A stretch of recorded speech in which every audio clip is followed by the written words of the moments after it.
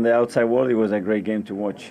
We started the game really well. We were really dominant in that first half. Scored the first one, continued playing, scored the second one. And then just before halftime, we conceded the goal and we gave Liverpool some momentum. I think we started the second half, the first few minutes good, and then we lost control. It was actually an open game, but first chance, bam, the team with confidence scores. Open game, the team with confidence scores with the second situation. And then we had to find a way back, and thankfully, and thank God this time we found a way back. And you got the crowd going. How was that noise in the second half? That was the true Anfield experience, I guess. I think everybody knows the crowds it's always amazing, and it helps us also in difficult moments like today. And I think we are really thankful and grateful that they're doing that. Yeah, after the goal, the game changed a bit. They got their momentum, and we didn't manage to keep the ball, and we gave away the ball in stupid situations, and they created a lot of chances. So Aaron was really good back there and saved us in many occasions. But frustrated not to win, but in the end we have to take the point and move on. Yeah, well, Arsenal's search for a win at Anfield continues, Righty. But it was a fantastic game. It had everything. The entertainment was there. Yep. And I suppose one of Arsenal's strengths this season has been starting the game quickly. They have been starting the games quickly. And they've done well when they started the games quickly. And we knew that today it was going to be our wing-backs against their full-backs. You know that Trent Alexander's going to have a lot of problems with Martinelli if you can get them isolated in this kind of situations. When this happened, I was saying, take him on, because let him know that this is going to be happening all day. And that's what he done. Took him on, and like you heard Jurgen Klopp say, we were confident, we went for him, and we got something out of that. The same with this. This is where the goal comes from. Again, brilliant space to attack. Unfortunately for Andy Robertson, he slips here, but great movement from Saka, and then once he gets in there, we get a little bit of luck. We've got the three guys up front against their four, and once we get into this situation, we get a little bit of luck. There comes off Virgil, but then just enough awareness to be able to poke that in, and I think deservedly we go a goal up. Again, you can see how wide Martinelli is there, but then you look at Zinchenko. Zinchenko's the one here where I'm feeling like in maybe another situation, we maybe create a better goal-scoring chance. Once he moves around him, Xhaka going around Martinelli, look at the space opening up for Zinchenko there. Now we just need maybe a better shot or somebody on the end of that. And then look at this one. This is really nice. You see Ødegaard's in there now with Robertson, so he's got a problem. Because if we could switch this ball quick enough, Arsenal, then Robertson's got a problem. It does get switched quick enough. It's great movement from Ødegaard to take him inside. And once this goes inside here, Jesus on the back, just can't get there, just stretching, and I was like, oh my gosh, this is happening. And then here, look, if you haven't got any pressure on the ball, I cannot understand why Liverpool have got such a high line there. You can see that, Stevie. Once this goes in there, now you've got a problem because Jesus is in a perfect position. Can Andy Robertson get in closer or tighter? No, because the ball's too good. Brilliant header, 2-0, and now you saw what I was like in the office. You wanted the champagne already? Nice. On ice. Well, when Righty was asking for the champagne, you were asking for a taxi home. I was on my way home. But you cancelled it. I did. Tell us why. In the 41st minute, Granit Xhaka, he just gets carried away. Just so eager to well, you look at this incident here. He thinks it should be a foul by Konate. It's not a foul. Then he reacts as soon as he gets up, and he just leaves a little bit of an arm in on Trent Alexander-Arnold. Trent Alexander-Arnold reacts to the situation as well. But what he does is he just picks the crowd up at Anfield, and the atmosphere just got energised completely, and you just sensed why have you done it? Why have you done that in that situation? Just a minute later, Ben White gets drawn into a position that he doesn't really need to go in with Jota. Recover quickly. Curtis Jones finds himself down the left-hand side, driving into the penalty box now, and this is what we haven't seen for a while from Liverpool. Lovely little overlap, great flip from Curtis Jones, and Salah finds himself just the tiniest bit of space because he'd been marked out the game by Gabriel up until this point. And then in the second half, 10 minutes in, Jota brought down by an eager Rob Holding. He wants to nick the ball. He doesn't think it's a penalty. It is. It's a clear penalty. Kicks through Diogo Jota. And it was a good start to the second half from Liverpool, or so we thought. Mohamed Salah puts it wide. He'd missed one against Bournemouth the week before. I'm just not so keen on the run-up. It's a wide run-up. There's only one place it can go, and he's looking for that far corner. And then late on in the game, they made a change, Liverpool. They brought on Roberto Firmino, but then it was the link-up play between Jordan Henderson and Trent Alexander-Arnold here. But Zinchenko, you have to defend this like your life depends on it. You have to stop this ball coming into the box, and he doesn't deal with it. Little nutmeg, and we pick up Roberto Firmino here, unmarked, in around the penalty spot, and he just gets a jump on Ben White at the back post and puts it in. And Arsenal will be glad to see the back of him when he leaves Liverpool, because he has been a constant threat. I remember rightly when he was coming on, you were saying, "Oh no!" I said, "Oh no!"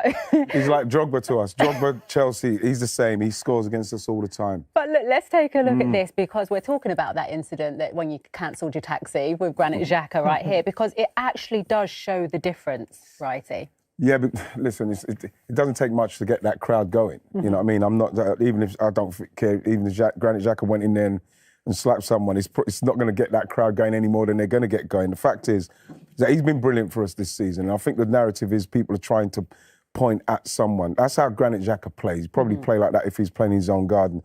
I wouldn't put that on him. What I would put on us is the way we weren't able to kind of see that out and continue to play how we played in the first half. But I think we learned a lot from that game.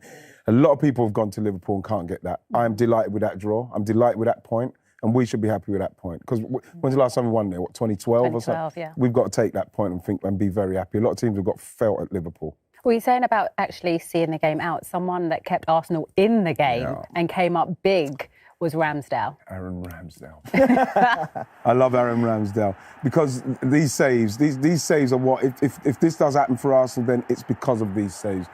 We could have easily lost this game with the chances that Liverpool had in this game with ease saves, obviously the penalty miss, but like this one here as well, this is like you're thinking that's a guy, and it bam, he just comes out of nowhere and saves it. And if you're going to go on to do anything and win trophies, win leagues, you need a top goalkeeper, and he is. He's a top goalkeeper. He's saved us today.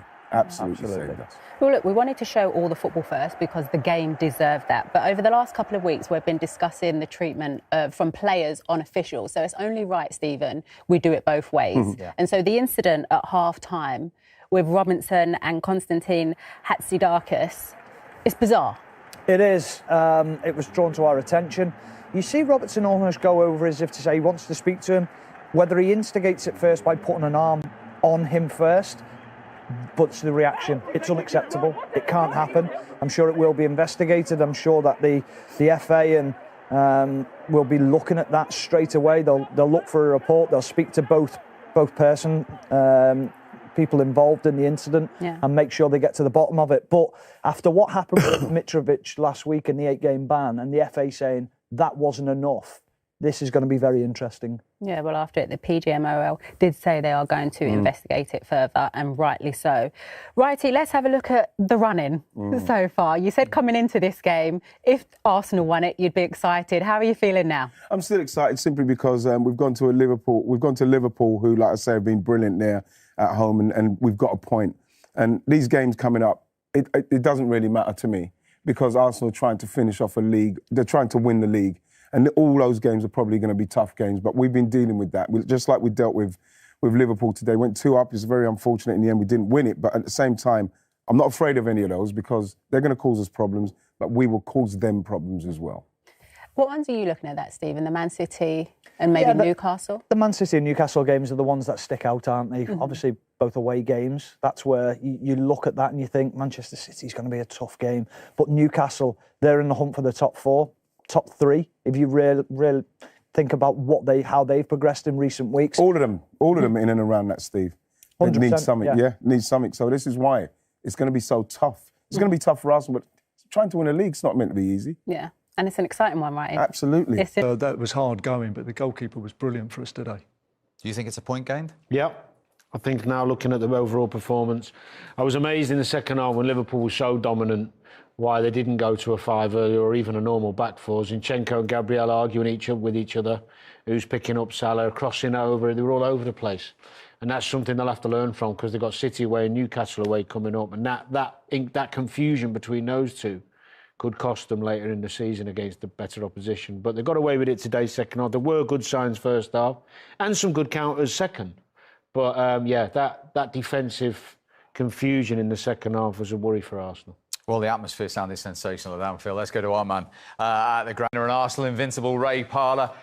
Tell us, first of all, what that was like to watch inside the stadium, Ray. Well, certainly from my point of view, it's very nerve-wracking, especially in that second half. I mean, you expected a little bit of a run from Liverpool. That goal in the first half was so important for Liverpool to get them back into the game, and the roar in the second half was amazing. It really was. When that second goal went in, I thought, that's it, we're going to lose the game now. But fair play, as Tony says there, Ramsdale was superb, absolutely brilliant today. And you always need a good goalkeeper if you've got any chance of winning the league. Tony will tell you that with some of the goalkeepers he played with. So, yeah, nerve-wracking, but I think it was probably a fair result in the end. Point gained, it's another point on the board. It's always going to be a tricky game. The record is not great here for Arsenal, so a point gained, I should imagine. But they still will be disappointed because they were leading 2-0. And I think Mikel Arteta will be more disappointed with the first goal. If you go in at 2-0, I think the game is a lot more difficult for Liverpool in that second half. First things first, Ray, have you got your club blazer on underneath that coat? I've got a blazer on, Tone. That's for when I go out later. But, you know, it's I don't think I'll be going out in Liverpool later. Hey, talk me through Martinelli today. Yeah, I mean, he was different class. I thought that was always going to be where they could get a little bit of joy down that left. We know Trent is brilliant going forward. What he done for the goal, the equaliser was superb, going around Zinchenko. But he's a bit vulnerable defensively. He does get caught out of position, and I thought Martinelli took advantage of that. They got a little bit luck on the first goal, Tone. It was, they got a few ricochets, and Van Dijk didn't really clear his lines, and he got a little toe poke on it. But the second goal was brilliant. Absolutely, he picked him out, Jesus. Great header. So Martinelli's a live wire. We all know that. He can run at players. And when you've got a fullback who wants to go forward more than defend, I think he sometimes has a field day. Ray, stay there. We'll be back to you plenty of times in the next 45 minutes or so. Do you think, as Aaron Ramsdale was saying there, Danny, in the cold light of day, they probably think we were 2-0 up at Anfield, but actually the way the second half went, who knows in time how important that point could be? Yeah, definitely. I think you've got to try and take the positives from it. They'll probably do a post-match meeting where they'll have a look at the pros and the cons. And the key is, when you have a performance like that, from being 2-0 up and losing a lead, is how did you lose it and can we improve on that next time? If they were to go to City and score first, what can they do differently?